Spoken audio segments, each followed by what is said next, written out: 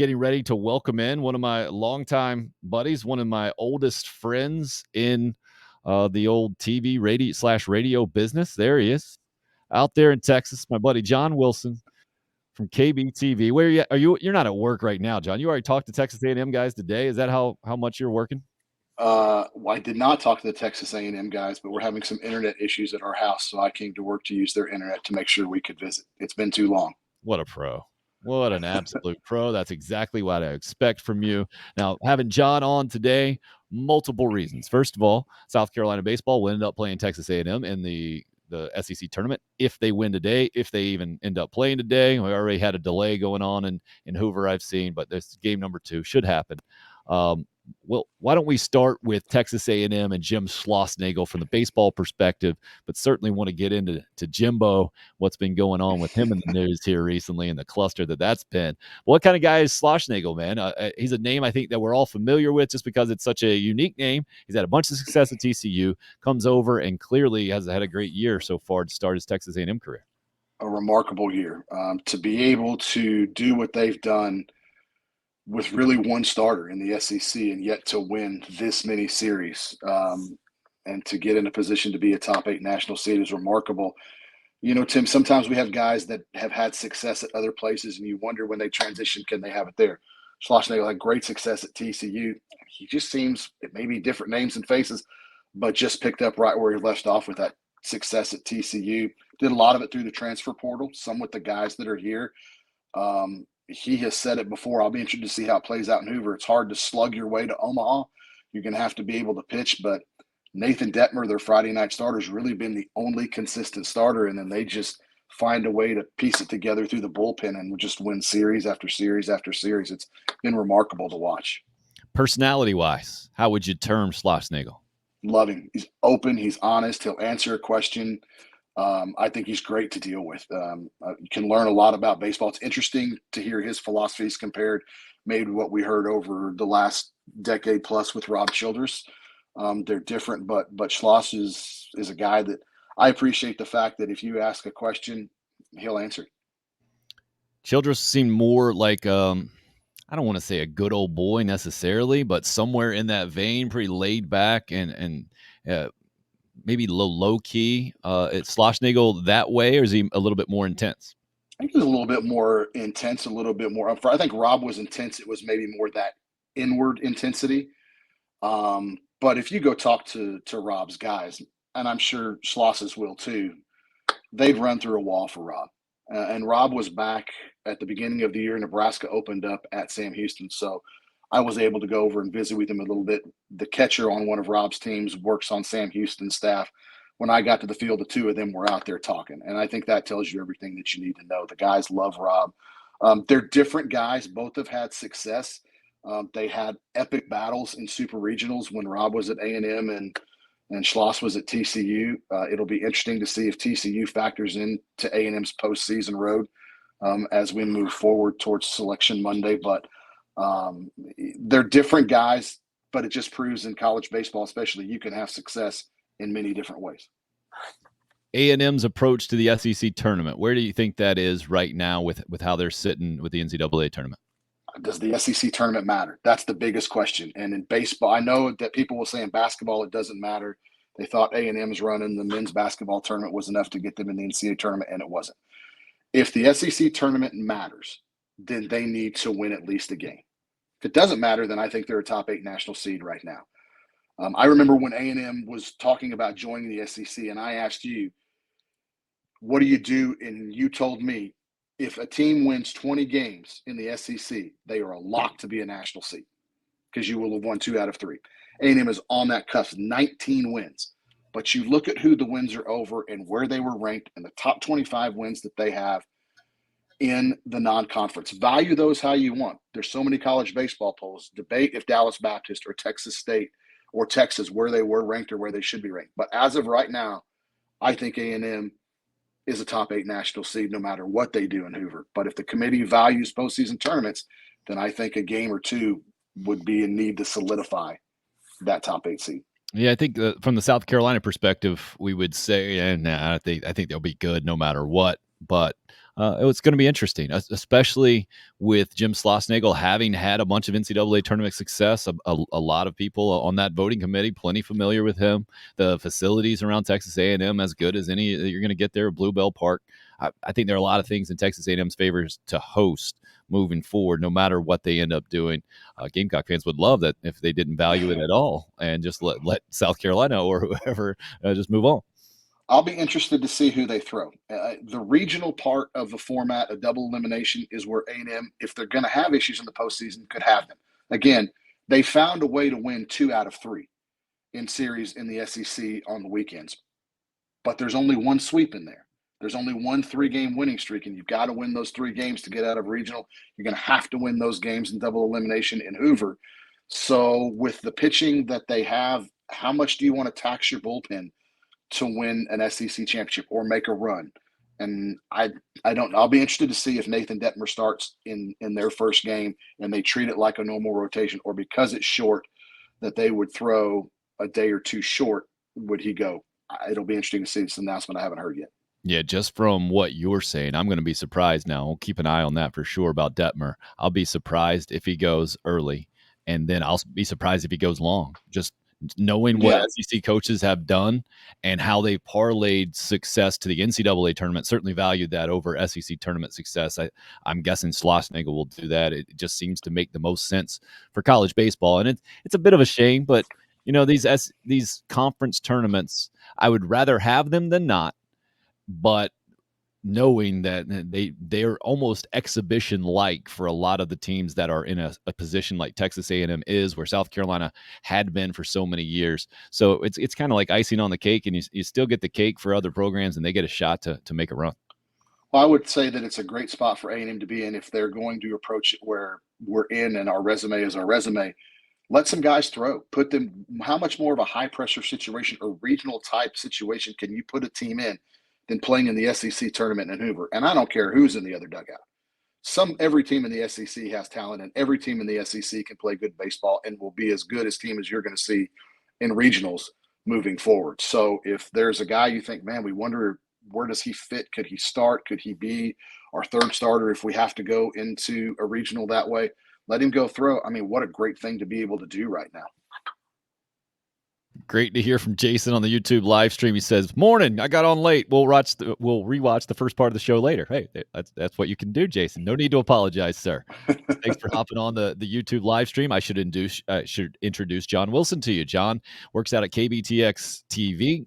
They're the only real local TV affiliate that's in right around the Texas A&M area in Bryan, right near College Station there. And you've been there, John. Oh man, you probably don't want to say how many years, right? I've been here 18 years.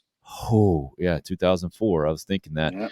The reason I can do that math is John and I worked together from 2000 to 2003 in Abilene, Texas. So you guys hear my boring old go-to Abilene stories all the time. You can blame John Wilson for hiring me out there. He's the guy that made that happen.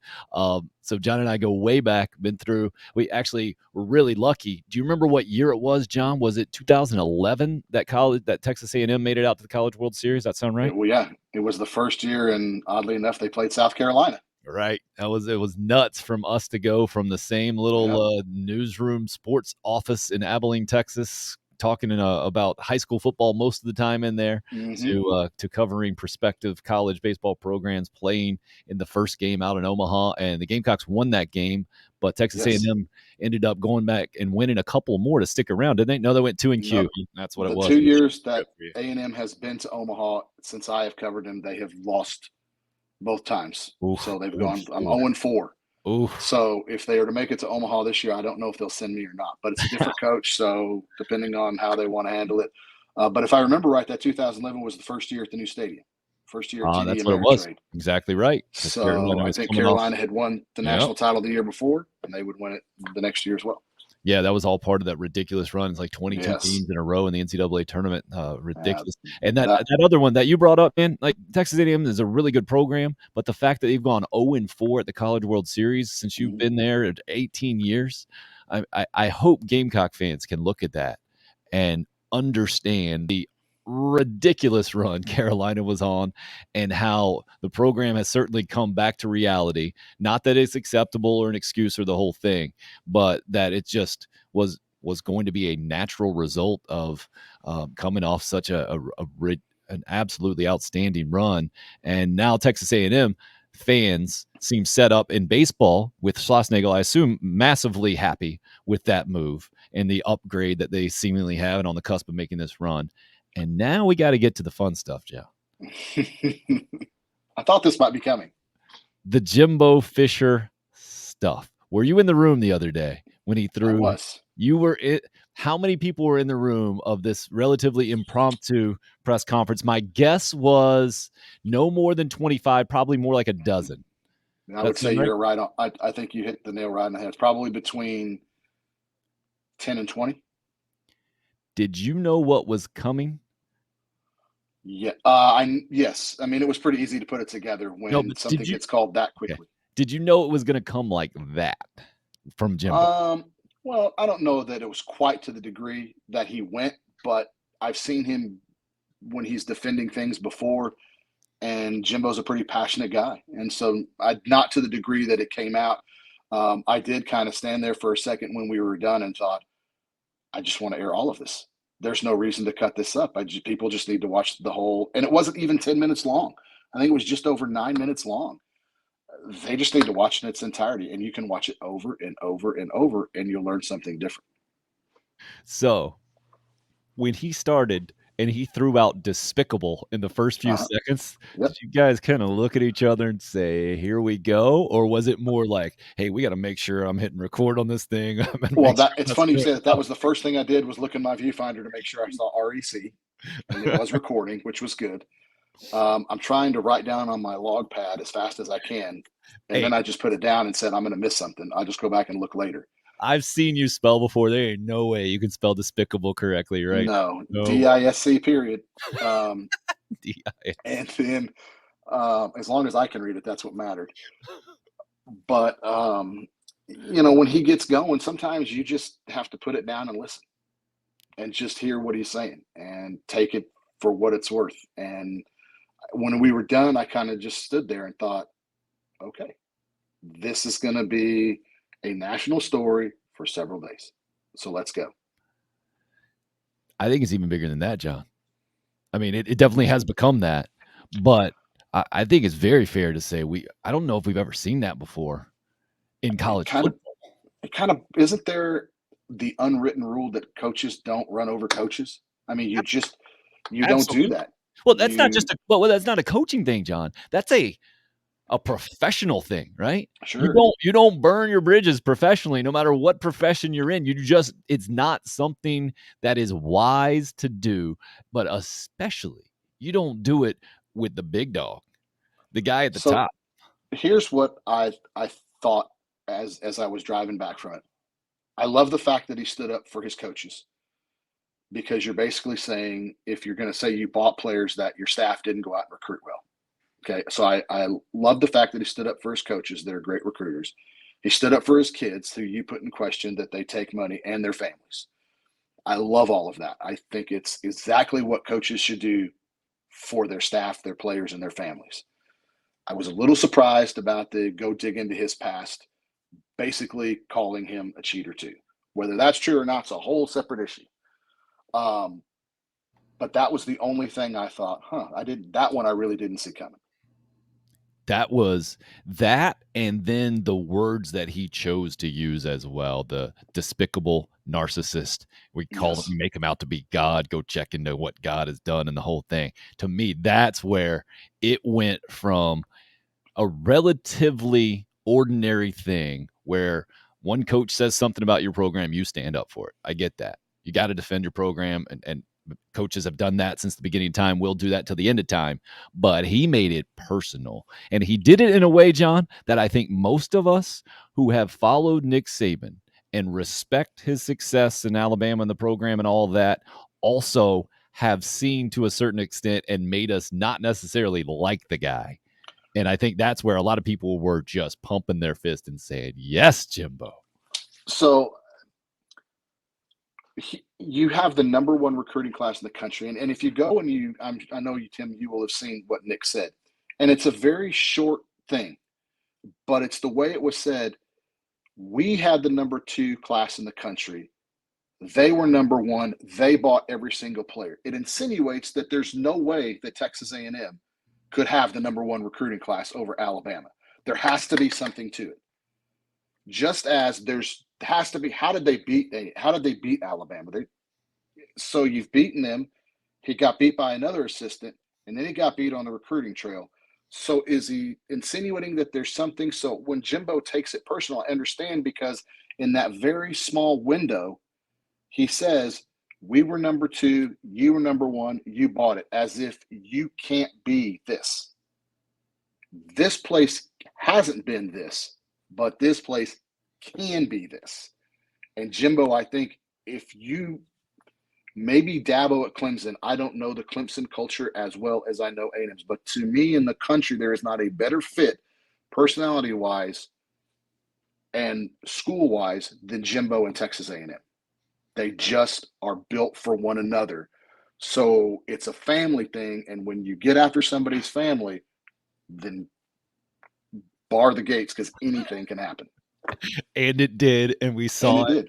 And I'm kind of disappointed in myself that I'm taking so much joy in it and glee, but I'm going to rationalize and say, man, I just love college football. And ultimately, these are two millionaires just kind of acting like kids and spoiled kids in a lot of ways and going after each other. But college football's changed, Tim. The days of being able to watch people go out and recruit based on the schools, based on the coaching staff, based on development, based on winning tradition, and then, hey, you're going to get a chance to play a great bowl game. I mean, it sounds beautiful and it's great, but it's not going to change. I would love for bowl games to stay around. I love watching the December 22nd conference schools I've never heard of play one another. But those days are probably going to end. I hope they don't. But college football is changing. The way we recruit is changing. The way kids play is changing.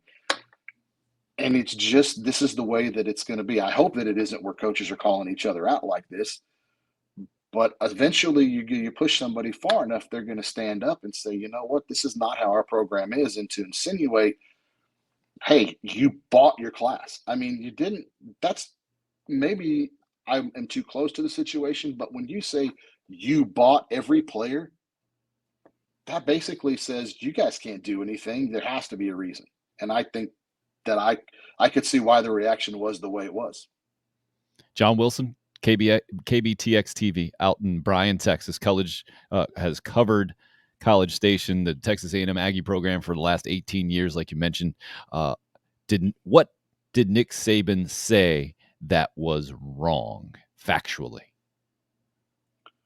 What's the fact that they bought players? Where is the fact that he never said how they did it? What did they do? Right. Not having evidence to back it up is one thing. That doesn't mean that you said something wrong. I think that's where a lot of the country is. I know Steve Spurrier came out and said, yeah, did Saban say anything wrong? I understand the reaction. I get that. But to me, this is more of a semantics type deal than it is anything else. It's did you pay for play, which you can't do technically. And of course, no one is going to get caught doing that technically, because you'd have to be the dumbest person out there ever. But did you present situations? I mean, I've talked to assistant coaches who have come out flat out and said, yes, this is the number one issue that players and families want to know in recruiting: name, image, and likeness, right? Mm-hmm. Which is, unfortunately, it translates in the real world to pay for play, right? We're going to be able to do this for you if you come here.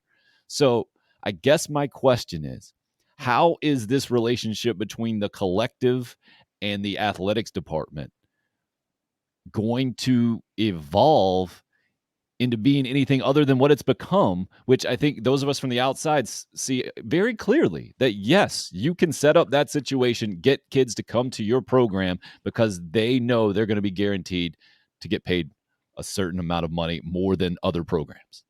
I guess the old school in me says when you say you bought a player, you handed him cash and you said, you come to school for this. I guess the handing the cash now is later.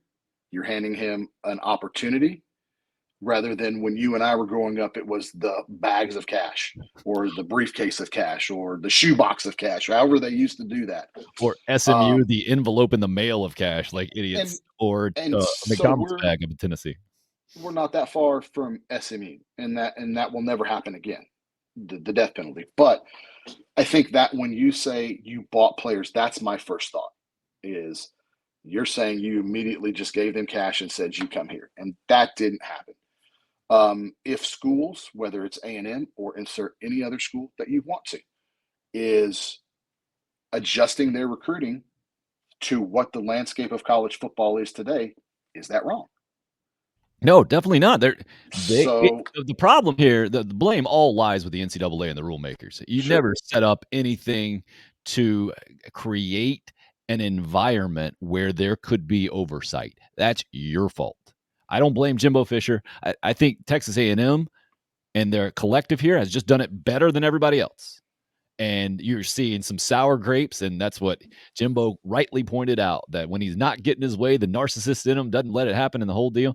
My question to you, John, is do you have any idea how Texas A&M jumped out in front of everybody from that collective standpoint, other than just having a bunch of money? I don't, and that would be my first thing is that they have um, a large group of donors that can do things like that. Look at the facilities that they've built. They're about to start building more of them to go with football, a new indoor facility, a new indoor track, a new academic center. They're built everything around Kyle Field is going to look completely different in the coming years. So I think maybe they just had a group that has been out in front of NIL and has done a really good job of it. To sit here and tell you, Tim, that I am a recruiting guy, I am not. I don't. I'm not as big a follower of recruiting. I knew A&M had the number one class. I can tell you maybe a couple of names that are in the signing class right now. I know that it's a huge business and it's the way your programs are built, but now it isn't just recruiting anymore. Now you're going to recruit to keep your guys on the team because they may get an NIL deal now from Alabama. Hey, we'll offer you this.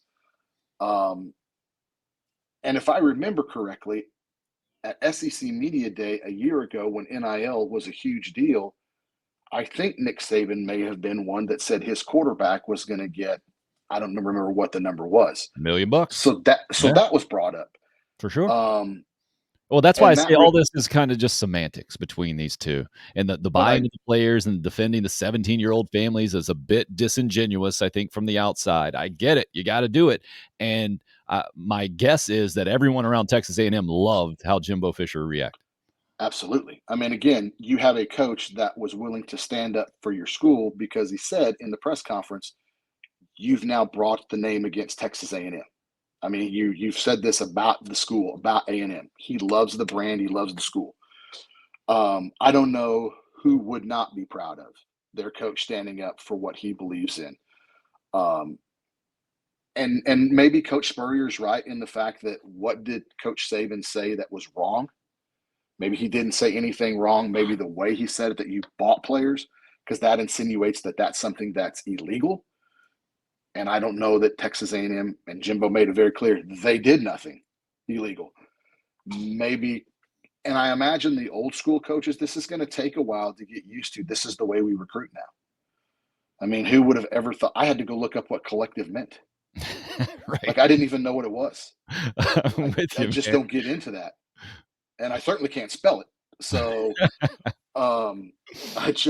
it just changes, and it seems like this name, image, and likeness, and things that go with recruiting and being an athlete, it changes by the day, and it's tough. But things are just changing, and the way that you have young kids, Tim. Imagine if they're fortunate enough to be recruited. What are they going to have to deal with when they get recruited? And your family, what are you guys going to have to deal with? Or even people that you cover right now that have kids that are in high school that are good athletes, what are they having to deal with? I mean, I can't imagine the pressures that go on kids and their families with all of these different things coming at them. I thought it was bad enough in the old days, but now with all of this stuff above board, there's just has to be so many things that are thrown at them. And I think everybody will agree there needs to be some sort of uniform ruling of this is what we're doing. Yeah, Will York, that help? I don't know, but it right? should at least try. York weighing in on the YouTube live stream. Trust that Saban will adjust. He was putting Bama businesses on notice. No doubt about it. Oh, most advanced Absolutely. coach ever, right? Sure. And there's been a debate, and I'd be interested what you think. This was out of Nick Saban's character to say something like this, but I never believe that he doesn't have a purpose for what he does. Was saying A&M bought all of their players a cue for something else? I don't think it just slipped out. I don't think you get to be in the position that Nick Saban is in by just letting things slip out. Oh, no doubt. No doubt about it. This was a message to his boosters. Deion Sanders put it very clear, right? He wasn't talking to Jackson State. He wasn't talking to Texas A&M. He was talking to his fans. And also, he can't publicly say that and then privately apologize. That ain't how it works. And I love Deion Sanders for that, for sure. So, John, I'm wondering from your perspective, having been in the state of Texas your entire life, basically, knowing that the Longhorns have had the richest athletic department for a long, long time and invested the most resources, that has not equaled championship after championship after championship, especially in football. It is my opinion that this name, image, and likeness deal, being able to do what Texas A&M did, will not equate to automatic success and championship levels, because you get guys coming into your program mainly for the dollars. I think you create your culture, your environment is going to be really, really difficult to manage, especially when you're talking about 85 scholarships, you're talking about transfer portal opportunities and the whole deal.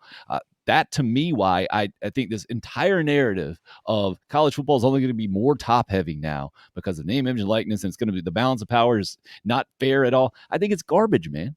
Where are you on this? I think you can give everybody players. What do they do with them? If you gave me the top 22 freshmen in the country to go coach, you could give you the bottom 22. Who's going to develop them better?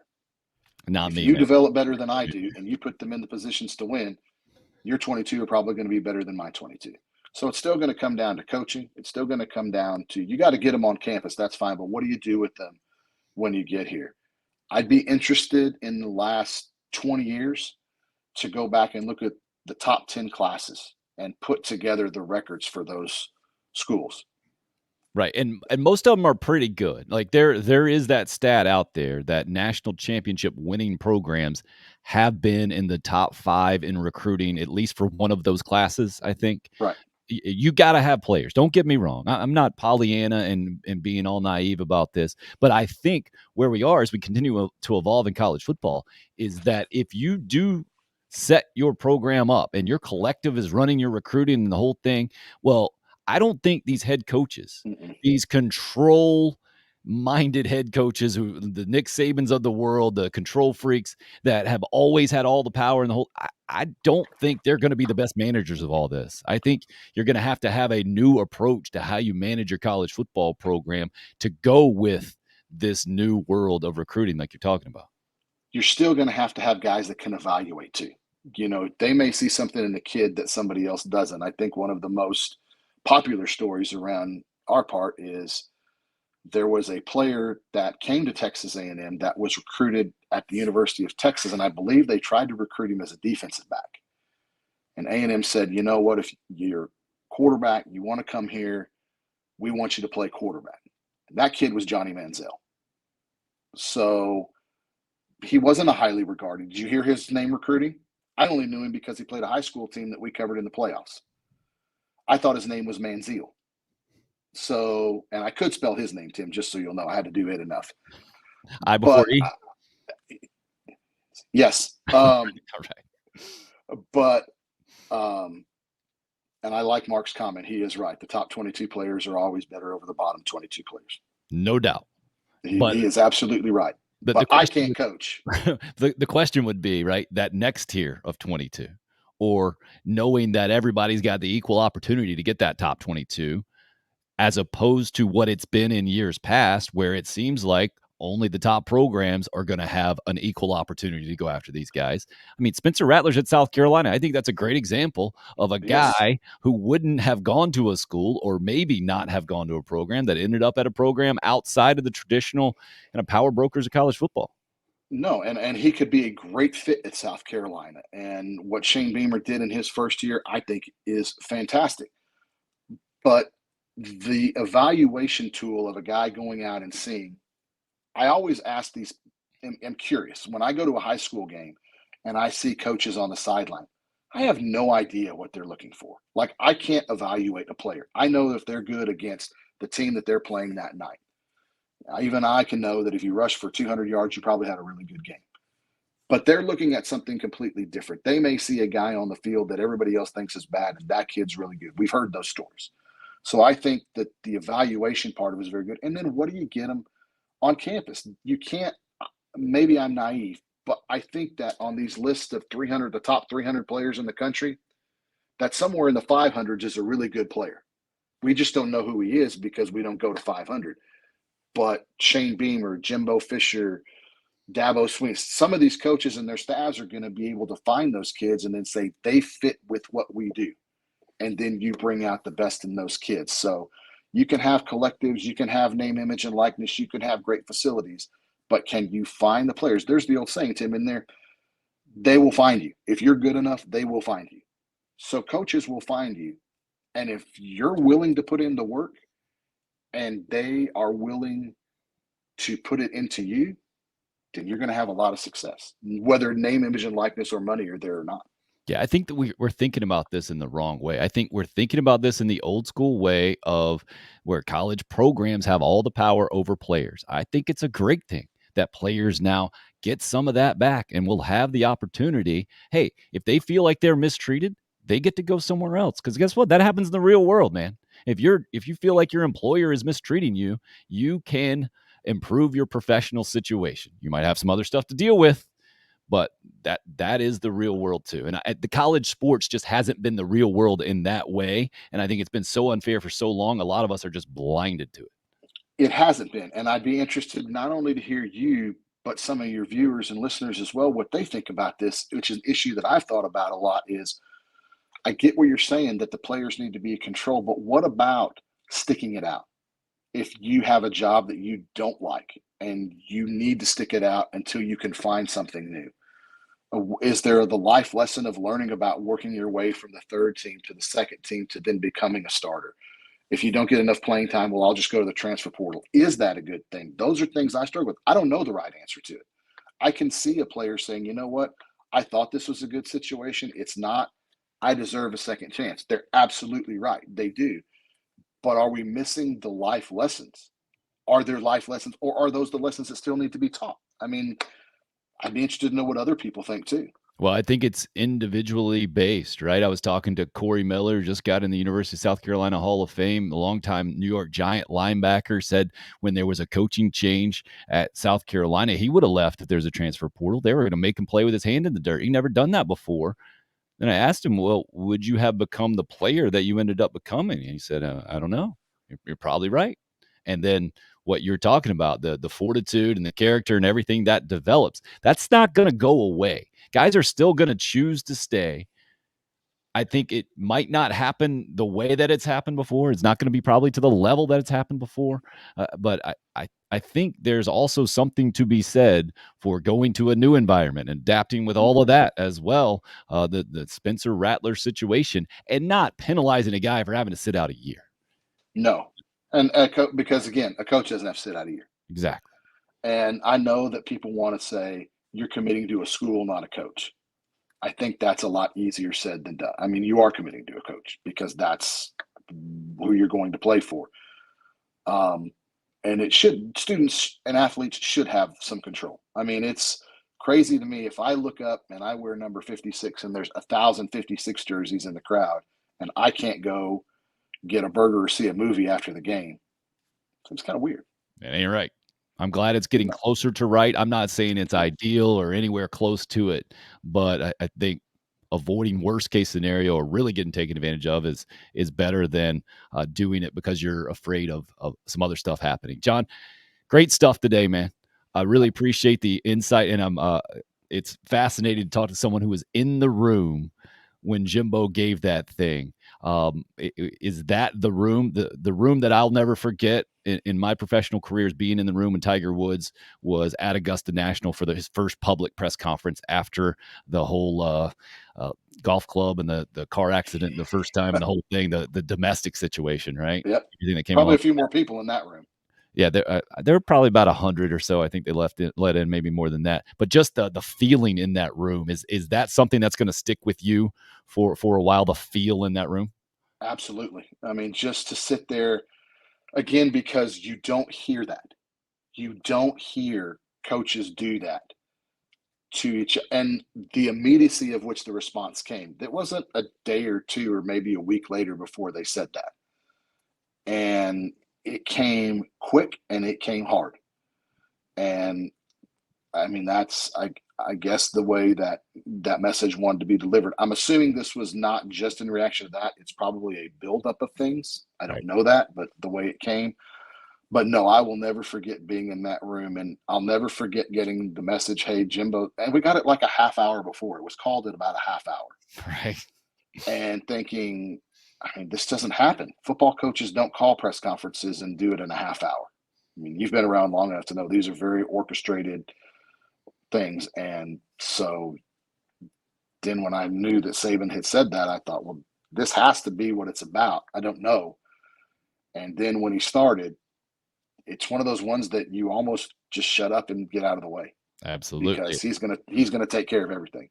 Oh yeah, Uh, that's my other question. A lot of reporters, kind of like I just did to you, were interrupted by Jimbo Fisher as they were mhm. trying to get stuff out. What was the reaction to those guys afterwards, kind of in the room? Credit to them, they were the same way. Just be quiet, let him go. I mean, I think everybody was just kind of, what just happened? Like this just happened. You knew what you heard, but I remember coming in and somebody said, "What did you think?" And I got to look at it again. And I sat down and watched it again to make sure that I didn't miss anything. In shock. Well, you know how when you're recording and you got headphones on, you're listening, you're making sure everything is good, is it in frame, and then you think you hear something and you don't. But no, we clearly heard that, and I will always. There are certain press conferences, like you said, that you'll always remember. I'll remember Jimbo when he got introduced, getting his boots, holding those up. But he's this is one that will stick with you just because it may not have been long, but it was very impactful. That was a very impressive 8 to 9 minutes. Did you ever That may change college football. No doubt. Did you ever have your hand up? Were you ever gonna be next in line for a question? No, no, no, Tom Rinaldi because taught you that taught you that trick? yeah, that was a great one. I'm glad he was not in the room. I don't know if that would have gone well, but sometimes, like I said, you just have to get out of the way. No doubt. And what was I going to ask that he hasn't already said? I mean, but the narcissist, um, despicable, God complex, the czar of college football. There was nothing that I. My biggest question was answered within the first 20 seconds. Oh, no doubt. Just the tone. So You heard it all right there. And I was hoping to get you out on a couple of questions here. We're having fun with the Hall of Fame stuff today. South okay, Carolina Athletic Hall of Fame going. okay, Got your first ballot Hall of Fame class personally. I got 5 okay, spots for your class, all right? okay. Oh, First this ought spot to be interesting. Okay, in sports. I'm guessing I know who your name is. I went with Michael Jordan as a sports team player or coach. You're not going with the dream, are you? no, I have somebody. I have somebody else I would go with that is still a Houston sports guy, but earlier than the train. Oh, I'd have to go Earl stolen man. Campbell. Earl Campbell, great vote. Fantastic. That's why we have John Wilson in the program. Best tearaway jersey of all time. All right, now we're going outside the box, Okay, making you maybe squirm a little bit on this one. World leader / historical figure. Who gets in as your first ballot Hall of Famer? I mentioned earlier that Jesus doesn't. He gets a pass okay. here. I think most people would pick Jesus there. A lot of us. That would be who I would have gone with. I think because it's close to here and I have so much respect, it will be a controversial one. I love it. I'm not trying to talk politics, but I have an amazing respect for President Bush number 41, what he did in his one term. I've been through his library here. Loved the fact that he stood for what he believed in, even if it went against him getting reelected. Always was around this A&M program. I think he was a Hall of Famer as a person more than a politician. So in my book, he's a first ballot Hall of Famer. President Bush 41, absolutely. HW, right? HW, not George Yes. W. Okay, George gotcha. H.W. Bush, yeah. And if you're ever in College Station and have a chance to go through the library, I'll give it a plug. It's worth it. Okay. And number 3, class of 5 for your first ballot Hall of Famers, fictional character / TV show or movie. You of all people should know my answer because I made you watch it at 4:30 every day. It's Alex Trebek. You're going King of the Hill. Oh, we had to have all of our work Jeopardy. done. That's right. Jeopardy was at 5, I think. Yeah, we could watch King of the Hill. Okay, does that mean you're going Hank Hill then? Hank Hill's your guy? Yes. Or Hank just Hill the is show, my guy. King of the Hill? I would go just the show, but if you're going to make me pick the character, no. go.